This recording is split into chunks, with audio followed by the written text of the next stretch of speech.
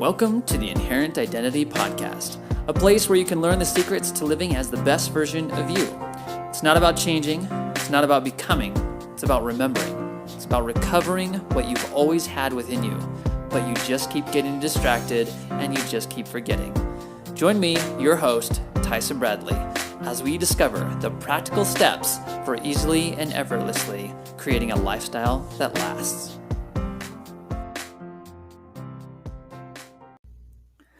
Hello, everybody. It's Tyson, and I am here to talk to you about inherent uncovering. And in order to talk about this skill, I need to take you way back, probably 10 years ago, around there. I was doing an internship with a financial company, and the owner and founder, he's kind of this guru in the financial world, and he was also kind of like a motivational speaker. I went to some of his events, and it was really cool because he taught a lot of cool concepts. And so I decided, hey, it would be cool to internship with them, and so I did. And in the process, he told me about a book called The Miracle Morning. It's like, okay, cool. I like self-help books. I'm going to read that book. And what I found, and when I listened to this book, and when I read this book, was that the author, Hal Elrod, he gets into a wreck. His life is a mess. And then he discovers a process, discovers a framework, and he uses an acronym called SAVERS to be able to share a morning routine that he did to create what he calls a miracle morning. And when he did this, his whole life changed. Now, I'll share with you the things that I learned. It was the SAVERS model. S stand for silence. So you wanted to have some form of silence and meditation in your morning. A was for affirmations. So I've talked about affirmations within this, but things like I am confident, I am secure, I am enough, I am love, all these I am statements, right? Affirmations. And then the V standing for visualization. So being able to visualize your day, being able to visualize what you're doing successfully, visualize yourself going through obstacles, those kinds of things. The E stood for exercise. Exercise is something that many people promote and talk about when it comes to a morning routine. Get out, get exercise, get your body moving. The R stood for reading. So reading 10 minutes of self-help. And this kind of recommendation is, I think it's also included in the 75-day hard challenge, if you've ever heard of that. But definitely something that, read a little bit, read self-help books, read books that will increase and benefit your life. And the last one was, the last letter is S in SAVERS, and that stands for scribe, which is really all about journaling, being able to write down your thoughts, being able to write down what's on your mind, things that are troubling you, or things that are going on in your day. So SAVERS, I had these things to do, right, in the morning. And what Hal Elrod communicated was that, doesn't matter what time you wake up, doesn't matter, you, by changing your thoughts and believing that you can do this, you can wake up at any time. And that was about the time when I was just excited to apply something. I thought, this is the answer. And so I started waking up at 4 a.m. and started applying these tools and these concepts. And the thing is, I had no idea like what I was going to do. I just knew that I needed to do something. I wanted to get out there and I wanted to make something more with my life. So I started doing these things. It was awesome. Like I said, I didn't really have a direction about where I was taking those exercises or what I wanted to create with my life. I just knew I wanted to create a better life. So I did those things. And over time, my morning routine has evolved. And I share this story and just my experience with morning routines because I know a lot of people who not only talk about morning routines as a success driver, as the like it's the first thing you do, it's the most amazing thing, and if you don't do it right, then your whole day will be ruined. And I remember a time when I even created a course and a training called the Unmorning Routine. Mainly because a lot of what is shared out there concerning the morning routine may not be needed. So, before I go any further, I just want to tell you a little bit about a client of mine that I met with not too long ago. Now, when I was talking to her, I'll just call her Chelsea. When I was talking to Chelsea, what I found was that she was sharing with me all of the things that she felt she needed to do. She says, I need to drink all this water. I should exercise and I should meditate and I should write my thoughts down and do these downloads and I should visualize. And so she was pretty much listing off all these things that I had learned about morning routines.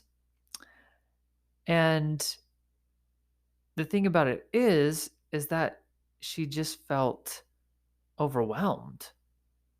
The overarching emotion was just this feeling of overwhelm, and then when she didn't do the things that she knew she needed to do, she beat herself up and also just felt shame because for some reason there must be something wrong with her, because if you can't do the morning routine things, then you aren't good.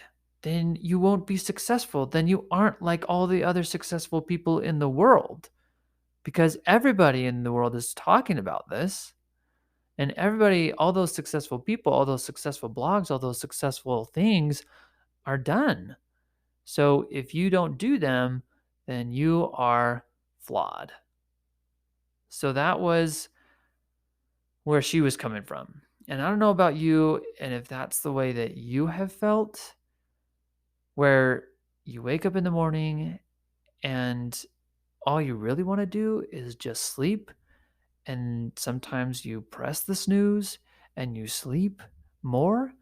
And then you have to get up with the kids to do all the things for them, to get them ready for the day.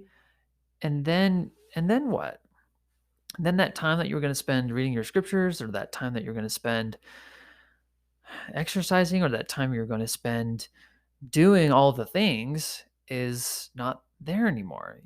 You don't have that space and you're off and running into the day. And then you just feel miserable, for one, because you feel like you didn't do what you should have done. And then for two, you think that if you don't do those things, then you won't have a good day. So then you don't have a good day because you think that you didn't do those things. And because you didn't do those things, you don't have a good day. Like there's this equation that goes on, this formula.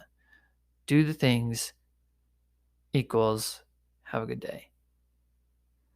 Check the box, do the things that successful people do, then create success, right? Isn't that how it's supposed to go? And when I was listening to her and in this conversation, I just asked her, I said, but what do you really want? If we throw away all the shoulds, what is your heart desiring in terms of your morning? And she started talking about what she really wanted to experience with her morning. And I asked her, I said, what if you could just be free to be yourself and to do what you feel directed to do. And in that moment, she just recognized, oh my goodness, yeah, what if I could just drop this instruction manual that I've built up over the years concerning what a morning routine should look like, and that I just did what I felt was best. And so she kind of came to this realization, much like I did when I discovered that at the core of what I wanted in my morning routine, through all the iterations, through all the different practices I've applied, what I really want is spiritual connection. I want feelings. I want confidence. I want clarity. I want to feel empowered and certain about my day, and that I want to be prepared for what's coming, and to know that I can do it and that I'll be okay, that everything's going to work out. And so for you, this experience and what I'm sharing with you all comes down to what I call the skill of inherent uncovering. You see, because we grow up in a world, and you've experienced this as well, where there's tons of voices out there, and they're all talking about what makes a great morning. And they ask you for money, and they say, pay me money and I'll give you the formula. And then we pay them money. I've paid people money to learn about morning routines, and they share their process that has changed their life. And then I apply some of the elements and I think, great, this is awesome. And then some of the elements don't work, or I don't want to give my morning that amount of time, or I'm in a situation like going to an event or putting on my own event or whatever, where time is focused on other things. And I don't, I'm careful about not saying that I didn't have the time, because I know that we get to choose what we do with our time at any time. And so it's not like we don't have the time. It's just we choose to sleep, or we choose to prioritize other things. And so I I just think that there's so much out there of what we should do. And this doesn't just apply to morning routines, friends. This applies to every single thing that you do. Literally, every single thing that you do with your life, you have learned a certain way of doing it, that there is a manual of sorts for how things should be done. So, when it comes to even how you get up out of bed, I've heard people say, the first thing you should do, hopping out of bed. And I've even said this too. So it's like, I'm part of the voices out there. And what I'm trying to constantly remind my clients, and what I want to remind all of you, is that I want you to hear me. And then I want you to think and feel for yourself what lands for you. Does this work for you? Is what I'm teaching you helpful? Is what I'm sharing with you something that you want to apply for you? If it resonates and if it's good, great. Take it, run with it, apply it, make it your own. That's what I'm here for. But the thing is, I've told people, hey, the first thing I want you to do is the moment that your feet touch the floor, I want you to say, I am enough, or I am love. I want you to connect with that. Other people will tell you, the first thing you do is you just jump out of bed, like jump out, like put your phone on the table away from you and have it an alarm on, and then go and get the phone. Be excited about it. Say certain things. So even the little minutia of how you get up out of bed, there is recommendations out there for you if you would like them. There's recommendations on how we sit, how we stand, how we eat, how we talk, how we do a podcast, how we don't do a podcast, how we write emails, how we how we have a conversation with our kids.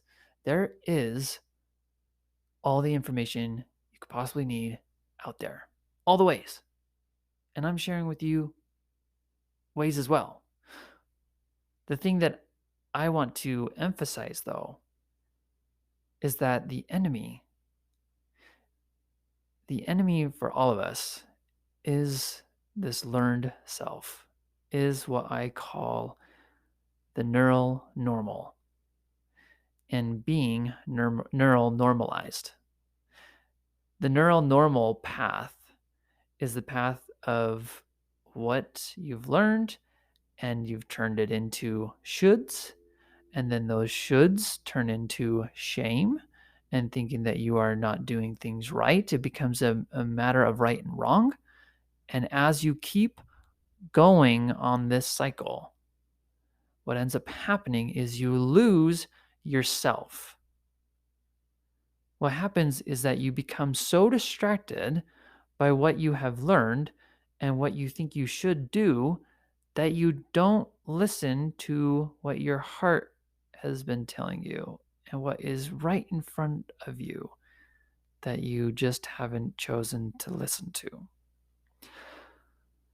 And so I want to bring you back to you.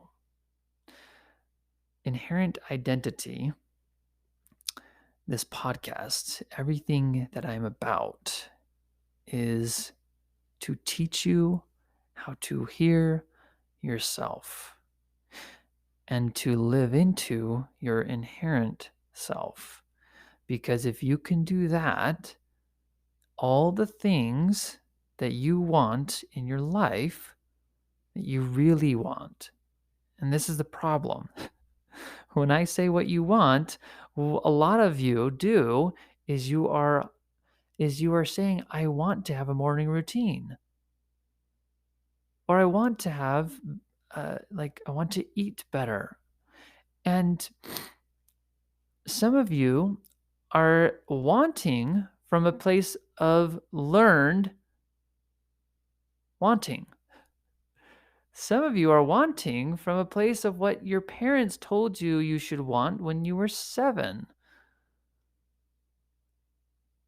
It's like and the thing is, they didn't really do it on purpose. Some of them did it on purpose. Like my wife loves ballet and she would love her girls to love ballet. So we have them signed up for ballet. We also have them signed up for Irish dancing because they have red hair and we thought, hey, what the heck? That'd be fun. Red hair, Irish dancing, why not? That sounds great. So in some ways, we're just conditioned to love certain things, or to like things, or to want certain things. And what if that's not what you really want? So we have to learn this skill of inherent uncovering.